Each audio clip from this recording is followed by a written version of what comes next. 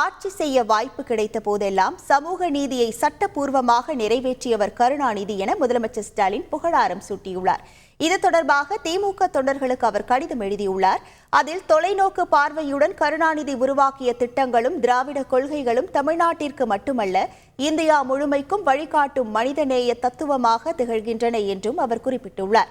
5 முறை தனக்கு ஆட்சி செய்யும் வாய்ப்பை தமிழ்நாட்டு மக்கள் வழங்கிய போதெல்லாம் சமூக நீதி கொள்கையை இடஒதுக்கீட்டின் மூலம் சட்டப்பூர்வமாக நிறைவேற்றியவர் கருணாநிதி என்றும் அவர் குறிப்பிட்டுள்ளார். கருணாநிதியின் நினைவினை போற்றும் வகையில் ஆகஸ்ட் 7ஆம் தேதி சென்னை அண்ணா சாலை ஓமந்தூரார் அரசினர் தோட்ட வளாகத்தில் உள்ள அவரது சிலையிலிருந்து கடற்கரையில் உள்ள நினைவிடம் வரை தனது தலைமையில் அமைதி பேரணி நடைபெற இருக்கிறது என்றும் முதலமைச்சர் ஸ்டாலின் தனது கடிதத்தில் குறிப்பிட்டுள்ளார். வரும் 2029ஆம் ஆண்டிலும் மத்தியில் தேசிய ஜனநாயக கூட்டணி ஆட்சி அமையும் என்று மத்திய உள்துறை அமைச்சர் அமித்ஷா நம்பிக்கை தெரிவித்தார்.